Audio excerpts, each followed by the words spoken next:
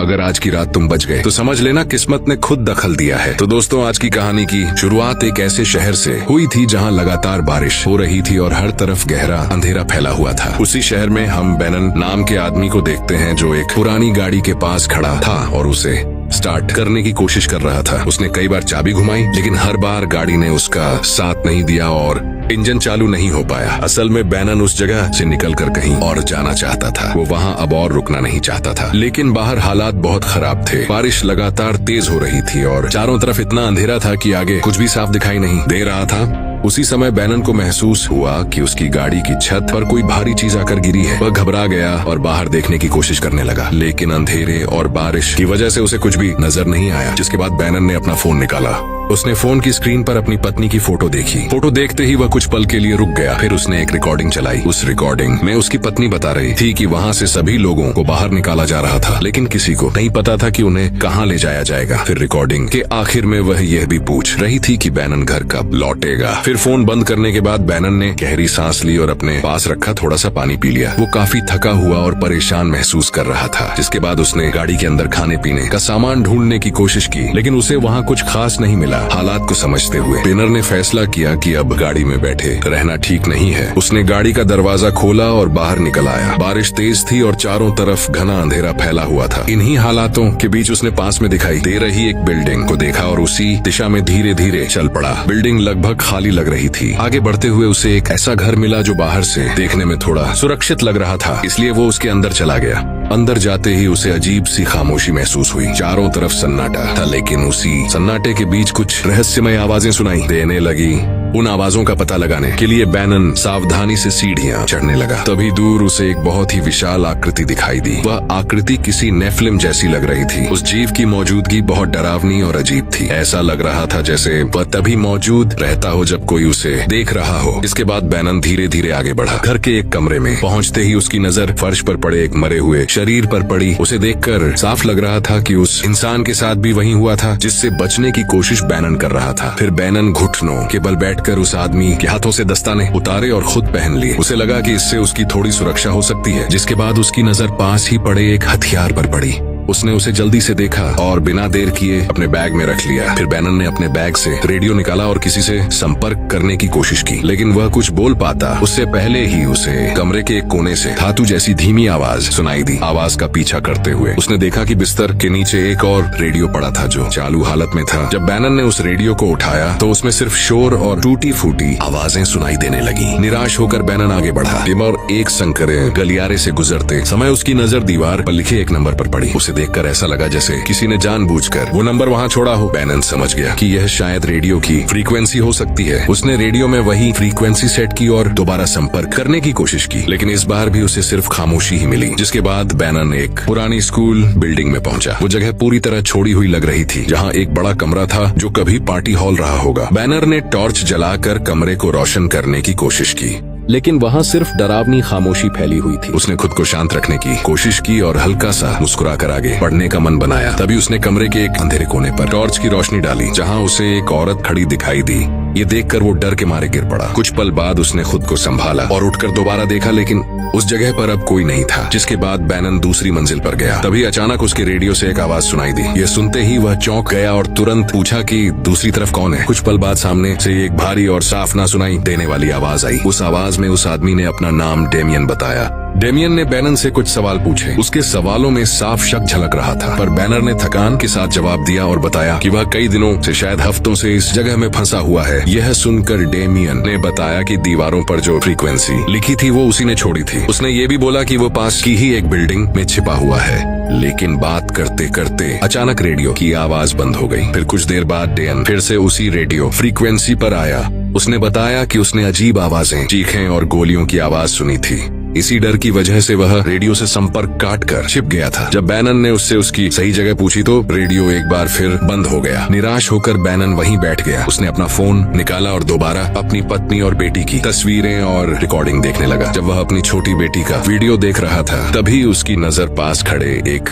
आदमी पर पड़ी। उसे देखकर बेनन को लगा कि वो आदमी उसका ही छोटा रूप है, लेकिन उसने खुद को संभाल लिया। जिसके बाद बेनन बाहर गया और बारिश का थोड़ा पानी इकट्ठा किया। उसने बोतल को सूंघ कर सोचा कि यह पानी पीना सुरक्षित होगा या नहीं।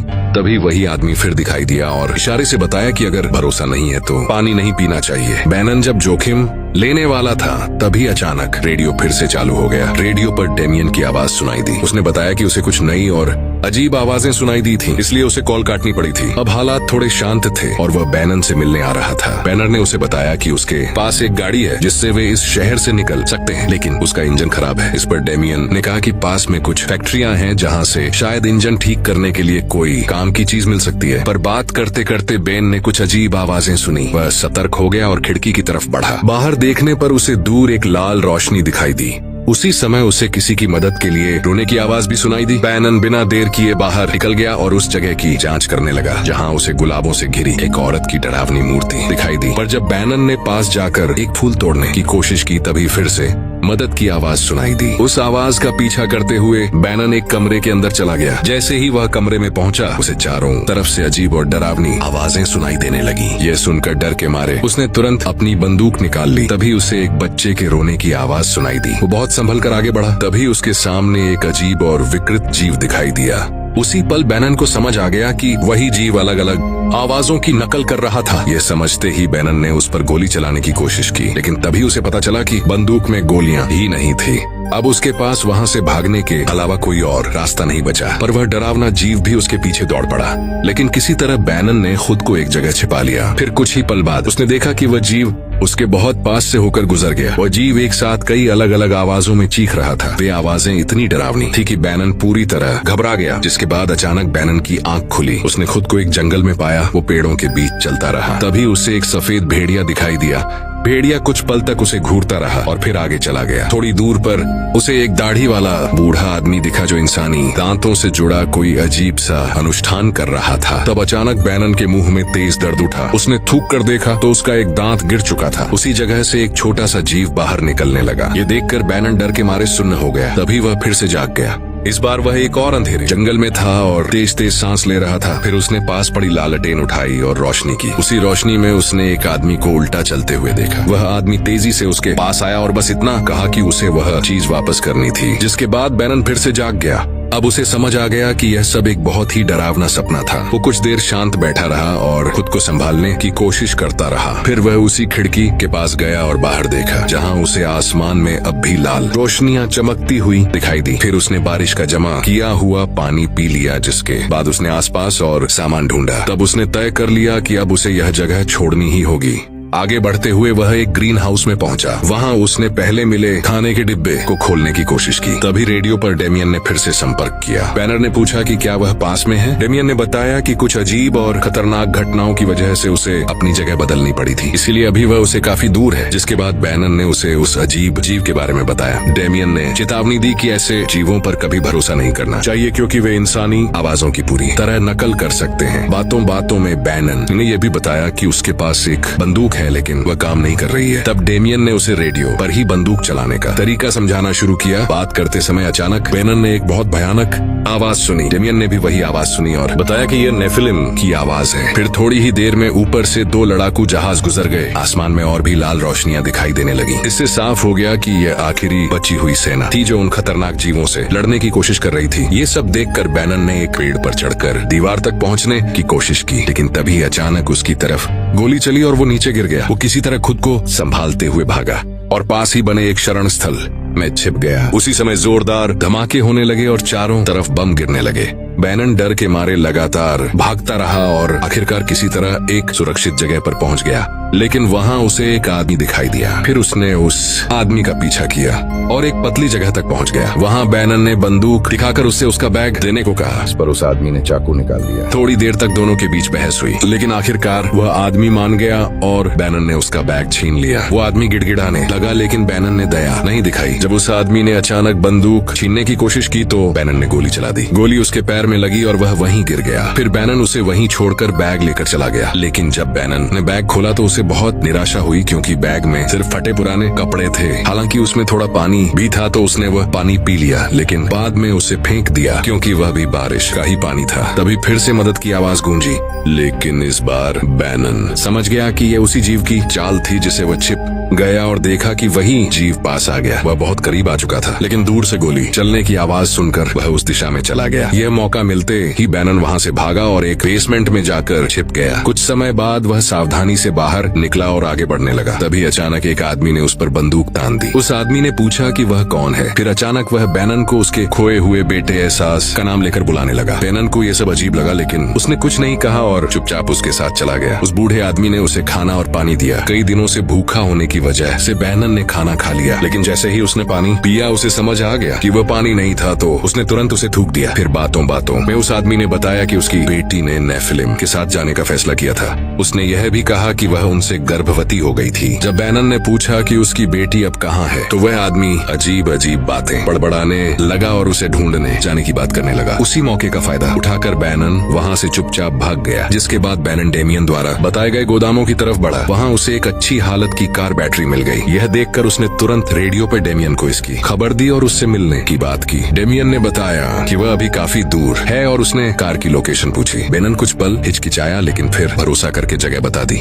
आगे बढ़ते समय बैनन को अचानक अतीत की एक झलक दिखाई दी। उसने देखा कि एक छोटा बच्चा खिलौना से खेल रहा है। तभी वही डरावना जीव फिर उसके सामने आ गया। उसे देखकर बैनन तुरंत छिप गया। अब वह उससे भाग नहीं सकता था क्योंकि उस जीव ने रास्ता रोक रखा था। तभी बैनन को एक तरकीब सूझी। उसने एक पुराना रेडियो लिया और उसे एक बाल्टी में रख दिया। फिर उसने रेडियो में चिल्लाकर आवाज की और उस जीव का ध्यान दूसरी तरफ खींच दिया। जब बैनन को लगा कि उसकी योजना काम कर गई है, तो वह तेजी से वहां से दौड़ पड़ा, लेकिन थोड़ी ही देर में वो जीव फिर उसके पीछे लग गया। किसी तरह बैनन गाड़ी के अंदर पहुंचा, लेकिन जल्दबाजी में उसके हाथ से बैटरी गिर गई। तभी वह जीव गाड़ी के पास आ गया और आसपास छेड़छाड़ करने लगा। डर के मारे बैनन गाड़ी के अंदर झुककर बैठ गया। कुछ ही पल बाद उस जीव के नुकीले पंजे गाड़ी के शीशे पर दिखाई दिए। बैनन ने तुरंत गाड़ी के दरवाजे लॉक कर लिए। बाहर खड़ा वो जीव जोर जोर से चीख रहा था और उसकी आवाज सुनकर बैनन पूरी तरह टूट गया। तभी अचानक एक गोली चली और वह जीव वहीं गिर गया। जिसके बाद एक आदमी सामने आया। वह आदमी और कोई नहीं बल्कि डेमियन था, जो उसे बचाने आ गया था। फिर डेमियन ने जमीन से बैटरी उठाई और उसे देखकर बताया कि बैटरी के अंदर अब पानी घुस चुका है, जिसकी वजह से वह अब काम नहीं कर सकती। यह सुनते ही बैनन रो पड़ा और स्टीयरिंग पर झुक गया। डेमियन ने बिना भाव दिखाए कहा कि रोने का समय नहीं है और वहाँ रुकना भी सुरक्षित नहीं है।